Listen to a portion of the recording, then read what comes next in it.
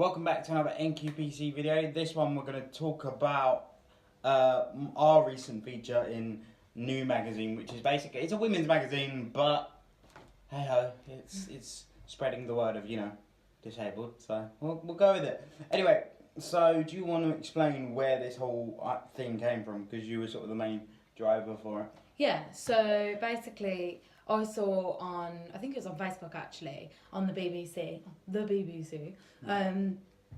someone had tweeted saying, Ken Jennings actually, which he's got like a tick to say that he's like official, so I don't know who he is, but he tweeted, "Nothing sadder than a hot person in a wheelchair," which is like so offensive because it makes it seem like, oh, it's such a disappointment, like that person is no longer hot or no longer disabled, no longer dateable or approachable because they are disabled. Yeah.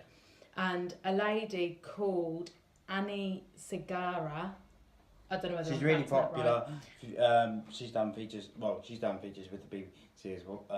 Well, this is one of her main ones. She's also really popular on Instagram. So I will link her Instagram below, just in case you want to check it out. She's a social media star, and she came up with this tweet, hashtag hot person in a wheelchair, trying to kind of spin it as a positive. Yeah, spin it as a positive, make it like, well, I'm a hot person in a wheelchair, and like this person's a hot person in a wheelchair. So I read all about it, saw the video, and I tweeted saying, I'm dating a hot person in a wheelchair, it's great. And basically a lady got back to me about featuring in this magazine, doing an article about hot person in a wheelchair and the issues around... Dating me! Not dating you, the issues around people's perception of me, a lot of more dating. Than people would think. Yeah. It was a good experience. It was well, I agree with the message they're trying to spread. It's just making it a bit more mainstream, really. Yeah. We had a massive interview, lasted about an hour and a half, about different questions she had for us. And well, one of them was, what are some of the main stigmas we face? I think one of the main stigmas is like, I feel, although it's not necessarily, people don't vocalise it that often, I feel that people often assume that I do more for Charlie than he would do for me, or me being with Charlie is like a big kind of, not it's like, brownie points for her. Yeah, or like a weight on my shoulders, but not necessarily, I don't think they mean to say it or mean it in an offensive way, but it is actually quite offensive because, yeah, okay, Charlie might need help with a couple of things day to day, but he's quite independent. You are very independent in what you do. So there's only a couple of things that he needs help with, and actually he helps me out a lot. I don't drive at the moment, so he's basically my chauffeur, for starters. If you haven't watched the video, there's a video on that, on how that works. So how he drives. And yeah, like, there's loads of little tiny things like that we do for each other. Yeah. It's not, everyone sees it as one-sided, it's really, really not. As we mentioned in our first ever video together, Gina suffers quite a lot with anxiety. So although I require a lot of physical, well, not a lot, but I require some physical support, there on Gina's side there's a lot more mental support. Your anxiety can hit you out of anywhere. Yeah. And until I understood it properly, you'd probably think Gina's being ridiculous, but once you understand it, you can understand where it stems from, and that's when you can help with it. Yeah. So I think that's one thing you rely on me for. Yeah. Is especially with the move and everything else. I am sort of Gina's first port of call with anything, so... Yeah. I mean, I'd say it's quite even. Like, I'd always try and help you out as much as I can. Exactly. I think it's a very balanced relationship, as most relationships are and should be. You know, it's a very balanced relationship. We do things for each other, but I think everyone just assumes when they look at us that I would do more for him, or maybe you might do some more romantic things for me because you feel bad for me. But like, that's ridiculous anyway. We both are soppy, and we both we're both a bit. I mean, we're both a bit cheesy. We've got matching necklaces, so like. But yeah. But yeah, I mean, it's just one of them things that people expect it to be like a massive challenge when really it's not. And along with this, one of the other questions we got asked, which we have briefly touched on in another video, is how do we deal with intimate situations? Like, how do we have sex? That's the main question. Let's put it out there.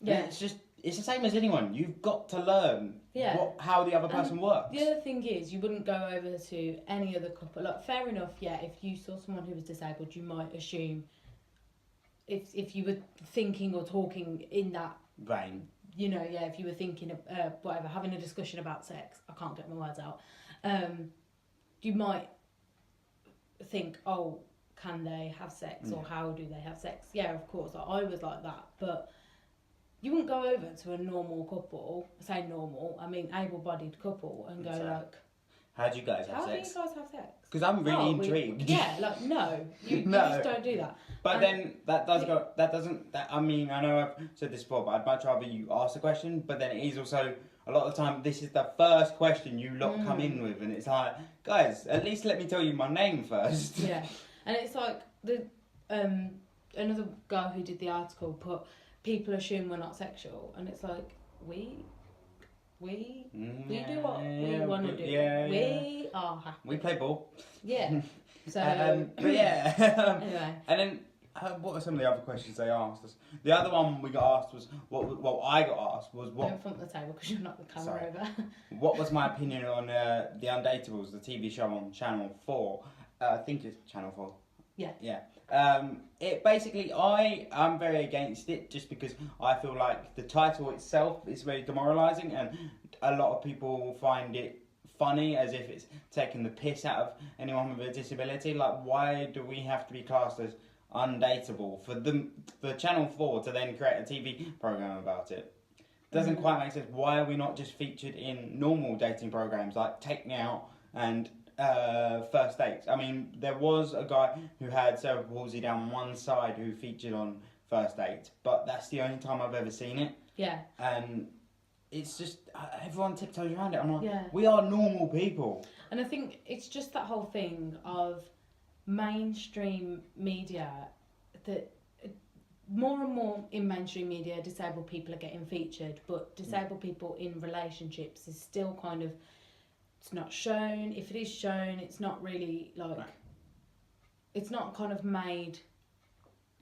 I don't know. It's not. It's not common. It's not. Yeah. I don't want to say. I don't want to use the word. It's not normal, made common knowledge. It's like I've said to people before. Unless you know a disabled person, you are bloody clueless. Yeah. Yeah. And that goes for Gina as well. That's not me insulting anyone. You are. Everyone's ignorant to it. I mean, I'm ignorant to different situations that I've never been in. It's just one of them things. But I think it needs to become more of a regularly discussed thing. And as I've mentioned to the lady in the article, I said, and I've mentioned it in this video, I'd much rather people just ask questions. But whenever someone comes and asks you a question, I understand it's a bit awkward to come up to a stranger and ask a question, but they automatically come over with a very awkward air. Then that makes you feel awkward, and then you can't be as open as you want to be with the answer because you don't know how they're going to take it.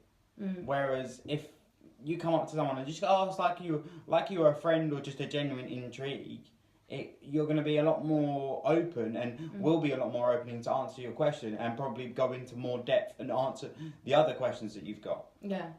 I think like the main thing with this tweet was the whole thing of just because someone's disabled means they're not attractive. And we all know Charlie loves the gym. We used to be a fitness channel. The very stereotypical attractive male is to be muscly or, you know, whatever. Yeah. And not that, I mean, for me personally, I never used to actually like muscles, but... Conversion. I like these. But yeah, it's just that whole thing of like, no, it doesn't make them unattractive. It doesn't make them... I mean, as I mentioned in the article, when I was in a very self-conscious state, I got into the gym just because I'll be honest, I thought it'd improve my chances of dating someone. And again, like a lot of people ask, how did you do it? And I'm like, I do it the same as any other person. And I see myself as, it sounds big-headed, just as attractive as anyone else that would go to the gym and is proud of their physique. So why is it that we're ugly even though we can still be good looking? Yeah, so if that person said nothing sadder than a hot person in a wheelchair, clearly that person was hot. So what you're saying is their wheelchair makes them unhot. But why? Why does it make them not as hot anymore? They're still that exact same person and they're still really attractive. me and Charlie met more through talking and through social media before we actually met in person. But that doesn't mean because I saw him and because I got to know his disability, he suddenly wasn't attractive to me. No. I'd already found him attractive. I can't talk. Who I'd already kind of basically fallen in love with this person. Just because he was disabled made no difference because I was already in love. I still wanted to be with that person. Yeah.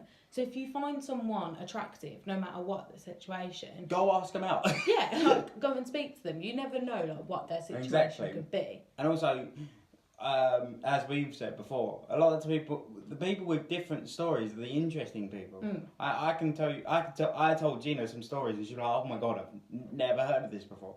So you might actually be surprised by the result you actually get. You'll probably have much more, well, my friends have said it, even in that respect, probably have much more fun because you have everyone has different experiences, i.e. disabled people can tell you a billion funny stories about how they fell over at that really awkward moment where they really wanted to impress that person, but it all went wrong and your disability kicked in.